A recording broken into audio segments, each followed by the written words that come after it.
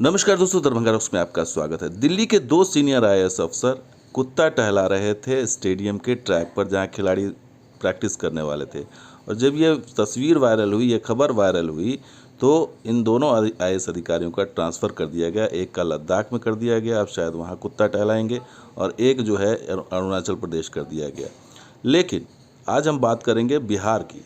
बिहार में क्या ऐसा कोई स्टेडियम है जहां आईएएस कुत्ता टहला सकते हैं? तो यहाँ ना तो कुत्ता टहल सकता है, ना ही आईएएस आ सकते हैं, ना खिलाड़ी आ सकता है। ये तस्वीर है बिहार के मधुबनी स्टेडियम की, जो एक तालाब दिखाई देता है। ये तालाब नहीं है दोस्तों, ये मधुबनी का स्टेडियम है। दैनिक भास्कर में ये एरियल तस्वीर यानी ड्रोन से ली गई तस्वीर दिखाई गई है।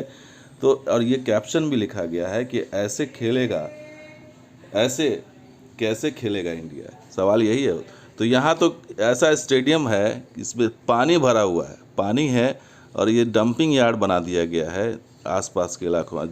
जो सूखी हुई जगह है वहाँ पर जो शराब से रिलेटेड जो गाड़ियाँ पकड़ी जाती हैं उसका वो डंपिंग यार्ड बना दिया गया है।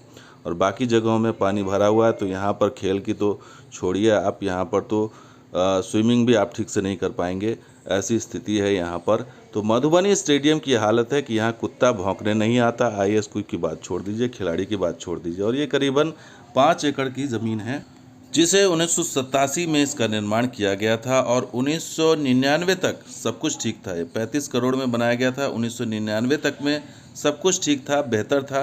लेकिन 1999 के बाद ऐसा क्या हुआ कि इस स्टेडियम को छोड़ दिया गया इसके हाल पर, इसका मेंटेनेंस छोड़ दिया गया। यहाँ पर मवेशी रहने लगे, इसकी रंगाई पुताई छोड़ दी गई, यहाँ पर कोई मेंटेनेंस नहीं है। आखिर क्या वजह हो गई? यहाँ से बच्चे देश विदेश में नाम रोशन कर सकते थे, प्रैक्टिस कर सकते थे, सेहतमंद बन सकते थे।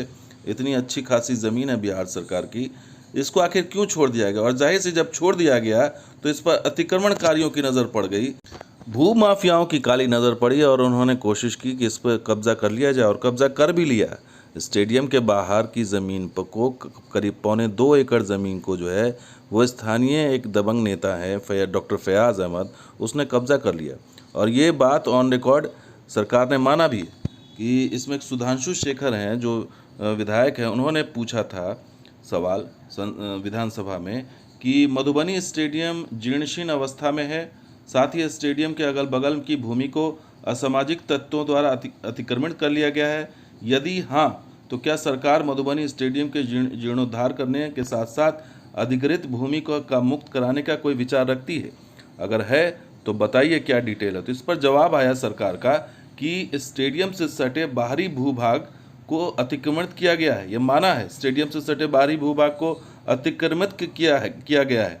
और ये भी बताया गया है कि वो अतिक्रमण किसने किया है। तो करीबन 2.25 एकड़ यानी 1.60 एकड़ भूमि को अमीर हसन कॉलेज के सचिव डॉक्टर फयाज़ अहमद के नाम से पंजीकृत करवा लिया गया, रजिस्ट्री करवा ली गई है। और इस रजिस्ट्री को अब कैंसिल करने के लिए जो है न्यायालय में प्रक्रिया चल रही है। जमाबंदी का रद्दीकरण के हेतु प्रस्ताव अपर समाहर्ता मधुबनी के न्यायालय में लंबित है, प्रक्रियाधीन है। अब उसका क्या होगा पता नहीं।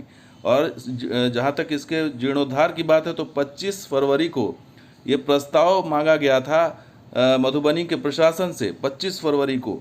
और वो तकनीकी रूप से अनुमोदित प्राक्कलन यानी कि एस्टीमेट मांगा गया था कि कितना एस्टीमेट होगा इसका ठीक करने के लिए। अब उस एस्टीमेट का क्या हुआ?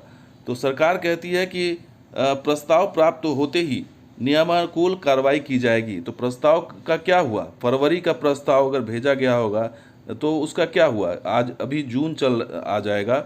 तो ये स्थिति बतला रही है कि एक अच्छे खासे स्टेडियम को किस तरह से इसका बंटाधार कर दिया गया कि यहाँ पर जो है प्रशासन, सरकार कोई देखने वाला नहीं है। और एक यहाँ से जो है इससे जुड़ा हुआ खेल की क्या स्थिति है बिहार की या मधुबनी की।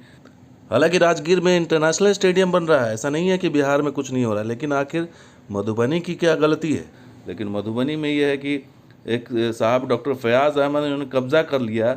इनके कब्जा या रजिस्ट्री को ख़त्म कराने के लिए अब तक सरकार कुछ नहीं कर पाई। उल्टा तेजस्वी यादव अब इनको राज्यसभा भेजने वाले हैं, डॉक्टर फयाज़ अहमद को उम्मीदवार बनाया है।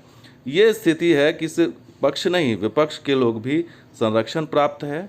और स्थिति ये है कि एक सरकारी भूभाग, एक सरकारी स्टेडियम का इस तरह से हालत हो गया है कि यहाँ ना आईएएस आता है, ना उनका कुत्ता आता है, ना खिलाड़ी आता है।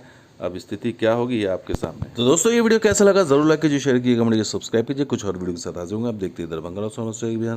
शुक्रिया, धन्यवाद। जय हिंद, जय बिहार, जय मतलब।